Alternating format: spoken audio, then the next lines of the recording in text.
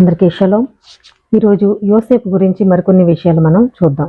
ఎందుకంటే యోసేపు ఐగుప్తు రాజు అయినటువంటి ఫరోకి కళల గురించి వివరించినప్పుడు, ఫరో తర్వాత ఈయన్ని ఒక అధికారిగా నియమించాలనుకున్నప్పుడు ఆ దేశంలో ఉన్నటువంటి అధికారులందరూ వచ్చి రాజుతో ఒక మనవి చేసుకుంటారు. ఐగుప్తు రాజు కానీ రాజు తర్వాత అధికారిగా నియమించే వ్యక్తికి భూమి మీద ఉన్నటువంటి ప్రతి భాష వచ్చి ఉండాలి, అలాంటి వారిని నియమించాలి. ఈ యొక్క హెబ్రియుడికి హెబ్రూ భాష తప్ప ఏమీ రాదు అని అక్కడ వారు చెప్పడం అనేది జరుగుతుంది. ఎందుకంటే అప్పుడు ఆ ఫరో ఏం నిర్ణయం తీసుకుంటాడు, ఈయనకి ఈ యొక్క భాషలన్నీ వచ్చాయా రాలేదా, ఆ తర్వాత ఈయన్ని ఆ యొక్క ఐగుప్తు మీద అధికారిగా ఎలా నియమించారు, ఈ భాషలన్నీ ఆయన ఎలా మాట్లాడాడు అనే వాటి గురించి ఇప్పుడు మనం యాషార్ గ్రంథం నుండి మనం తెలుసుకుందాం. ఇలాంటి విషయాలు మీరు తెలుసుకోవాలనుకుంటే నా ఛానల్ని సబ్స్క్రైబ్ చేయండి. ఎందుకంటే మీరు సబ్స్క్రైబ్ చేయడం వల్ల నేను అప్లోడ్ చేసే ప్రతి వీడియో కూడా మీకు యూట్యూబ్లో వస్తుంది. ఆ దినములలో ఇసాకు మరణానంతరము ఎలోహిం మొత్తము భూమి అంతటా కరువు రప్పించింది. ఆ సమయమున ఐగుప్తు రాజైన ఫరో తన సింహాసనం పైన కూర్చుని నిద్రించి కలను కనెను. రాజు తన కలలో తన ఐగుప్తు నది ప్రక్కన నిలబడతాడు. అతను ఇలా నిలబడి ఉండగా ఫరో 7 అందమైన బలిసిన ఆవులు ఆ నది నుండి పైకి వచ్చుట చూచెను. మరో 7 ఆవులు బలహీనమైనవి, అందవికారమైనవి వాటి వెనుకనే ఆ నదిలో నుండి పైకి ఎక్కుచున్నవి. ఆ అందవికారమైన ఆవులు ఆ బలిసిన ఆవులను రింగివేసినవి. అయినప్పటికీ ఆ ఆవులు ఆకారంలో ఏ మార్పునూ లేదు. అతను నిద్ర నుండి లేచి మరలా నిద్రించెను. అతను రెండవసారి మరలా కలగనెను. ఆ కలలో ఒక వెన్ను కాడకే 7 వెన్నులు కంకులు కనిపించినవి. ఈ వెన్నులకు 7 కంకులు మంచి ధాన్యపు గింజలను కలిగి కంకి నిండుగా నున్నవి. 7 సన్నని కంకులు తూర్పు గాలికి బలిసిన వెన్నుల కంకులను వెనకనే వచ్చుట చూచెను.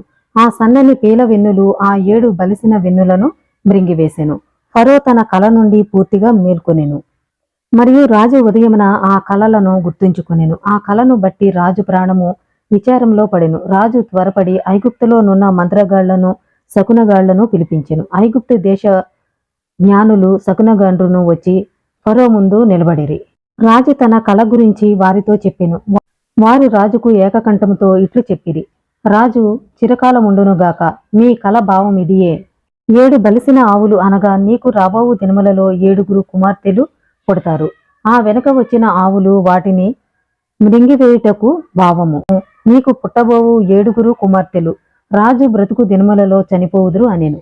రాజుకొచ్చిన కలను బట్టి ఐగుప్తులో ఉన్నటువంటి మంత్రగాళ్లను శకునగాళ్లను తీసుకొచ్చినప్పుడు వారు చెప్పినటువంటి విధానం ఏంటంటే, బలిసిన ఆవులు అంటే ఆ దినములలో 7 కుమార్తెలు మీకు పుడతారు.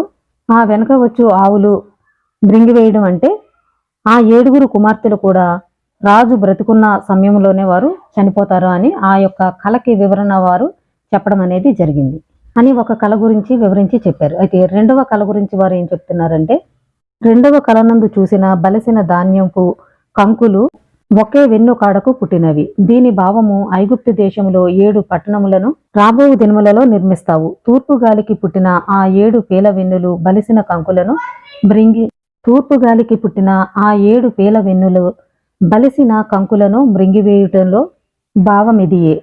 నీవు కట్టబోవు 7 పట్టణములు రాజు బ్రతుకు దినములలోనే నాశనము చేయబడును. అంటే రెండవ కళ గురించి బలిసిన ధాన్యపు కంకులు అనే దాని గురించి ఏం చెప్తున్నారంటే, రాజు 7 పట్టణాలను కట్టిస్తాడు. ఆయన బ్రతుకున్న దినముల్లోనే ఆ పట్టణాలు నాశనం చేయబడతాయి అని వారు వివరించడం అనేది జరిగింది. వారు రాజుకు చెప్పిన మాటలకు రాజు చెవియొగ్గలేదు, వాటిపై తన మనస్సు పెట్టలేదు. రాజు తనకున్న జ్ఞానముతో వారు రాజు కలలకు సరియైన వివరణ ఇవ్వలేదని తెలుసుకునేను. వారు రాజు ముందు మాట్లాడుట పూర్తి చేసిన తర్వాత రాజు వారికిట్లు ప్రత్యుత్తరం ఇచ్చెను. మీరు నాకు చెప్పిన మాటలేమిటి? నిశ్చయముగా మీరు పూర్తిగా అబద్ధములనే చెప్పితిరి. కాబట్టి ఇప్పుడు మీరు చావకుండునట్లు నా కలలకు సరియైన వివరణ ఇవ్వండి. అంటే ఆ మంత్రగాళ్ళు శకునగాళ్ళు చెప్పినటువంటి మాటలన్నీ కూడా ఆ వివరణ అబద్ధమని ఇక్కడ రాజు తెలుసుకోవడం జరిగింది. కాబట్టి సరైన వివరణ ఇవ్వండి అని ఆయన చెప్పడం జరుగుతుంది. దీని తర్వాత మరో జ్ఞానులను పిలువనంపించెను. వారును వచ్చి రాజు ముందు నిలువబడి రాజు అతని కలలను వారికి చెప్పెను. వారు రాజు మొదటి కలకు వివరణ ఇవ్వగా రాజు కోపంతో మండిపోయాను. రాజు వారితో ఇట్లనెను, నిశ్చయముగా మీరు అబద్ధములనే చెప్పుచున్నారు, మీరు పూర్తిగా అసత్యములనే పలికితిరి అనెను. అంటే వారు చెప్పింది కూడా సత్యం కాదు అని ఆయన చెప్పడం జరుగుతుంది. రాజు ఐగుప్తు దేశమంతటా ఒక ప్రకటన చేస్తూ ఆజ్ఞాపించెను. రాజు అతని గొప్ప ప్రముఖులందరూ తీర్మానించినదేమనగా, కలలకు భావమును తెలిపిన జ్ఞానులలో ఏ ఒక్కడైనను ఈ దినమున రాజు ముందుకు రాకపోయిన ఎడల వాడు చచ్చును. ఆ కలలకు సరి అయిన భావము తెలుపువాడెవడో అతని రాజునొద్ద నుండి కోరిన దానిని ఇవ్వబడును. అనగా ఐగుప్తు దేశము నుండి జ్ఞానులందరూ గారడీగాళ్లతో మంత్రగాళ్లతో కలిసి ఐగుప్తు దేశంలోనున్న వారితో కాకుండా దాని చుట్టుపక్కల ఉన్న దేశాల నుండి కూడా వచ్చి వారంతా రాజు ముందు నిలబడిరి. అంటే ఐగుప్తులో ఉన్నటువంటి వారెవరూ కూడా ఈ కళలకు భావం చెప్పలేకపోయారు. అప్పుడు ఒక ప్రకటన చేయించడం అనేది జరిగింది. ఈ కళల యొక్క భావం చెప్పకపోతే వారు చచ్చును అని ఒక ప్రకటన ఇవ్వడం అనేది జరిగింది. ఆ కళకు సరైన అర్థం చెప్పిన వారికి రాజు వారు ఏమి అడిగితే వారి కోరిక ప్రకారం అది తీరుస్తాడు అని కూడా ప్రకటించడం అనేది జరిగింది. అప్పుడు ఆ దేశం పక్కనున్న దేశాల నుంచి కూడా అనేక మంది గారడి వాళ్ళు, శకునగాళ్ళు వీరంతా కూడా రావడం అనేది జరిగింది. రాజు ముందున్న జ్ఞానులందరూ గొప్పగా కళను గూర్చి వివరించిరి. వారిలో కొందరు జ్ఞానులు రాజును చూచి 7 బలిష్టమైన ఆవుల గురించి చెబుతూ 7 రాజులు ఐగుప్తుపై దండెత్తెదరు. 7 బక్క ఆవులు 7 రాజకుమారులు వారిపై యుద్ధము చేసి రాబోవు దినములలో వారిని నాశనము చేయుదురు. వారు మన ప్రభువైన రాజు యుద్ధములలో వారి శత్రువులైన 7 తక్కువ శక్తిమంతులైన రాజకుమారుల చేతిలో పడెదరు. వారిలో కొంతమంది జ్ఞానులు రాజుకు ఈ విధంగా వివరణ చెప్పిరి. 7 బలిష్టమైన కంకులు 7 బలమైన ఐగుప్తు పట్టణములు, 7 బక్క ఆవులు కానాను దేశములు 7ను సూచిస్తుంది. వారు ఐగుప్తు పట్టణంపై దండెత్తి వచ్చి రాబోవు దినములలో వాటిని నాశనము చేసెదరు. మరియు నీవు రెండవ కలలో చూసిన 7 బలిష్టమైన కంకులు, పీల కంకులను గూర్చిన భావం ఇదియే. ఐగుప్తు ప్రభుత్వము మీ సంతతికి మొదటిలో ఉన్నట్లు మీ సంతతికి తిరిగి ఇవ్వబడుతుంది. రాజు పరిపాలనలో ఉన్న 7 ఐగుప్తు పట్టణములు ప్రజలు కానాను 7 పట్టణముల పైన లేచి వారికంటే బలమైన వారిని నాశనం చేయుదురు. మరియు ఐగుప్తు అధికారము మీ సంతానం చేతికి ఇవ్వబడుతుంది. మరికొందరు జ్ఞానులు రాజు కలను గురించి చెప్పిన భావం ఇదియే. 7 మంచి ఆవులు 7 రాణులను సూచిస్తుంది. వారిని రాబోవు దినములలో భార్యలుగా తెచ్చుకొందువు. 7 బక్క ఆవులను గూర్చి సూచించినది ఏమనగా, ఆ స్త్రీలు అందరూ రాజు బ్రతుకు దినములలోనే చనిపోవుదురు. మరికొందరు జ్ఞానులు ఏం చెప్తున్నారంటే 7 మంచి ఆవులు అంటే 7 రాణులను సూచిస్తుంది. అంటే రాబోయే దినములలో నీవు 7 భార్యలుగా చేసుకుంటావు అని చెప్తున్నారు. 7 బక్క ఆవులు అంటే ఈ రాజు బ్రతికొండగానే ఆ స్త్రీలందరూ కూడా చనిపోతారని వివరించి చెప్పడం అనేది జరుగుతుంది. 7 బలిష్టమైన పీల వెన్నులను నీవు రెండవ కలలో చూచిన దాని భావము ఇదియే. నీకు రాబోవు దినములలో పుట్టబోవు 14 పిల్లలను సూచిస్తుంది. రాబోవు దినములలో వారి పైకి లేచి వారిలో వారే పోరాటము చేయుదురు. వారిలో 7 వారికంటే శక్తిమంతులైన 7 కొట్టెదరు. అయితే వారంతా వారి వారి విధానంలో ఆ జ్ఞానులంతా ఈ విధంగా వివరించడం అనేది జరిగింది. సరైనటువంటి అర్థం చెప్పలేకపోయారు. ఐగుప్తు జ్ఞానులందరూ చెప్పిన మాటలు రాజు వినెను. వారు తన కళ గురించి చెప్పిన భావము గూర్చి వినెను. వాటిలో ఏదియునో రాజుకు ఆమోదయోగ్యము కాలేదు. అంటే వారందరూ కూడా రకరకాల వివరణ ఇవ్వడం అనేది జరిగింది. కానీ అవేవి కూడా ఐగుప్తు రాజుకు నచ్చలేదు. వారందరూ కలిసి సరైన మాటలు చెప్పలేదని రాజు తన విజ్ఞానంతో గ్రహించెను. ఇదంతా ఎలోహిం నుండి వచ్చినదియే. ఐగుప్తు జ్ఞానుల నోట నుండి వచ్చిన మాటలు ఎలోహిం భంగపరిచెను. యోసేపును ఖైదు నుండి బయటకు రప్పించుటకు, ఐగుప్తులో గొప్పవాడగునట్లు చేయుటకు ఇలా చేసెను. అంటే తండ్రి యొక్క యోసేపును బయటకు తీసుకురావడం కోసం, ఐగుప్తు దేశంలో గొప్ప చేయడం కోసం ఎలోహిం ఈ విధంగా చేశారు అని ఇక్కడ చెప్పడం జరుగుతుంది. రాజు జ్ఞానులందరినీ మంత్రగాళ్లను అతని ముందు నుండి బయటకు పొమ్మని ఆజ్ఞాపించెను. వారు రాజునొద్ద నుండి సిగ్గుతోనూ అవమానంతోనూ వెళ్ళిపోయిరి. రాజు ఈ విధంగా ప్రకటించమని ఆజ్ఞాపించెను. ఐగుప్తులోని జ్ఞానులను మంత్రగాళ్లనందరినీ చంపివేయమని చెప్పి వారిలో ఒక్కరును బ్రతికి ఉండకూడదని ఆజ్ఞాపించెను. సరైనటువంటి విధంగా వారు కళకు అర్థం చెప్పట్లేదు కాబట్టి వారందరినీ కూడా చంపేయమని ఆజ్ఞాపించడం అనేది జరిగింది. రాజుకు సంబంధించిన రక్షణ ప్రధానులందరూ లేచి వారి కత్తులు దూసి ఐగుప్తులోనున్న మంత్రగాళ్లను జ్ఞానులందరినీ కొట్టిరి.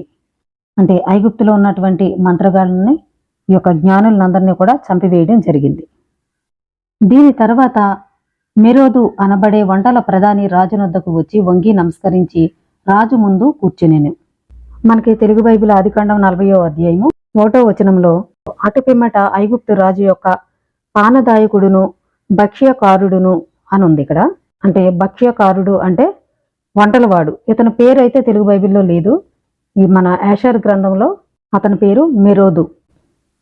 ఈ మెరోదు కూడా అక్కడ ఐగుప్తులో కారాగారంలో యోసేపుతో పాటు ఉన్నప్పుడు ఇతని కళ కూడా వివరించడం అనేది జరిగింది. కాబట్టి అక్కడ ఉన్నటువంటి జ్ఞానులందరినీ, మంత్రగాళ్ళందరినీ కూడా చంపించిన తర్వాత ఈ యొక్క మెరోదు రాజు దగ్గరికి వచ్చి చెప్పడం జరుగుతుంది. వంటవాడు రాజుతో, రాజు చిరకాలము జీవించునుగాక, అతని అధికారము ఈ దేశమునందు ఉన్నతము చేయబడునుగాక అని నీవు ఆ దినములలో 2 సంవత్సరములు క్రిందట నీ సేవకులమైన మాపై కోపపడి మాతో పాటు రొట్టెలు తయారు చేయు వానిని ఖైదు చేసి అక్కడ మేము కొంతకాలం ఉంటిమి. అక్కడ రక్షక దళాధిపతి అయిన వానికి చెందిన హీబ్రూ దాసుడొకడు ఉన్నాడు. అతని పేరు యోసేపు. అతని యజమాని అతనిపై కోపపడి అతనిని కారాగార గృహమునందుంచెను. అతడు మాకు అక్కడ సేవకునిగా ఉండెను. మేము చెరసాలలో ఉండగా ఆ రాత్రి కలగంటిమి. మేము రొట్టెలు చేయు ప్రధాని కూడా కలగంటిమి. మా కలలకు భావమును అతడు చెప్పెను. మేము ఉదయాన్నే లేచి ఆ దాసునితో చెప్పితిమి. అతడు మా కలకు భావము వివరించెను. అతడు వివరించినట్లుగానే ఒకరికి కూడా తప్పిపోకుండా అవి జరిగినట్టుగానే వివరించెను. కాబట్టి మా ప్రభువైన రాజా, ఐగుప్తు ప్రజలను అకారణంగా చంపవద్దు. ఇదిగో ఆ దాసుడు ఇంకనూ కారాగారమందే ఉన్నాడు. కనుక రాజుకిది ఆమోదయోగ్యమైతే అతడు కొరకు పంపి నీ యొద్దకు రప్పిస్తే నీవు కనిన కలకు సరైన భావము వివరించగలడు. రాజు ఈ మాటలు విని వంటల ప్రధాని చెప్పినట్లు ఐగుప్తులోని జ్ఞానులందరినీ చంపవద్దని ఆదేశించెను. రాజు తన సేవకులకు యోసేపును తన వద్దకు తెమ్మని ఆదేశించెను. వారితో, మీరు యోసేపును భయపెట్టవద్దు, అతడు కలవరపడి సరిగా మాట్లాడలేడు. రాజభటులు వెళ్లి యోసేపును త్వరగా ఖైదు నుండి బయటకు తెచ్చి అతనికి క్షౌరము చేయించి అతనికి ఖైదు దుస్తులను తీసివేసి అతనిని రాజు ముందుకు తెచ్చిరి. రాజు తన రాజకుమారుని దుస్తులతో తన రాజసింహాసనముపై కూర్చుండెను.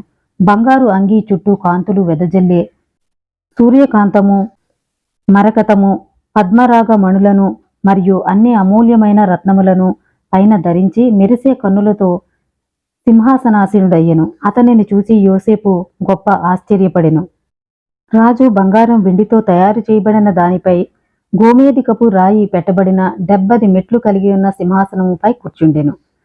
ఏ ఒక్క మనుష్యుడైనా, అతను రాజకుమారుడైనా సరే, రాజు దృష్టిలో గౌరవార్థమైన వాడైనా అయితే అతడు రాజు సింహాసనం వైపు మెట్లు ఎక్కుతూ 31వ మెట్టుకు వస్తే మిగతా 39 మెట్లు రాజు దిగి వచ్చి అతనితో మాట్లాడుట ఐగుప్తు దేశమంతటా ఆచారము. అంటే ఐగుప్తు రాజుతో మాట్లాడాలంటే అతను రాజకుమారుడైనా సరే, ఒక గొప్ప హోదాలో ఉన్న వ్యక్తి అయినా సరే, రాజు సింహాసనం వైపు ఉన్నటువంటి మెట్లు ఎక్కుతూ 31వ మెట్టు వరకు ఎక్కి వారు మాట్లాడాలి. అయితే రాజు 39 మెట్లు దిగివచ్చి రాజు వారితో మాట్లాడటం జరుగుతుంది. ఇది ఆ దేశపు ఆచారం. అతడు సామాన్యుడైతే అతడు 3 మెట్లు ఎక్కితే రాజు 4 మెట్లు దిగి అతనితో మాట్లాడును. ఒక హోదా కలిగిన వ్యక్తి అయితే 31 మెట్లు ఎక్కాలి. అదే సామాన్యుడైతే 3 మెట్లు ఎక్కాలి. ఏ మనుషుడైనా 70 భాషలలో మాట్లాడగలిగి 70 భాషలను అర్థము చేసుకోగలిగిన వాడైతే అతడు 70 మెట్లు ఎక్కి రాజ సింహాసనము చేరు వరకు రాజు మాట్లాడుకుండుట మరి ఒక ఆచారం. అయితే 70 భాషలు వచ్చినటువంటి వ్యక్తి అయితే ఆ 70 మెట్లు కూడా ఎక్కి మాట్లాడుకుంటూ ఆ రాజు దగ్గరికి వెళ్ళి మాట్లాడేటువంటి ఆచారం కూడా అక్కడ ఉంది. ఏ మనుషుడైనా 70 భాషలు తెలియని వాడైతే అతనికి తెలిసిన భాష చొప్పున అతను మెట్లు ఎక్కితే 70 భాషలు తెలియని వారు ఐగుప్తును పరిపాలించకూడదు అనునది ఆ దినములలో ఐగుప్తులో ఒక సంప్రదాయం. యోసేపు ఐగుప్తు రాజునొద్దకు వచ్చి నేలకు వంగి నమస్కరించి రాజుకు ఎదురుగా అతను 3వ మెట్టు ఎక్కగానే రాజు 4వ మెట్టుకు దిగి అతనితో మాట్లాడాను.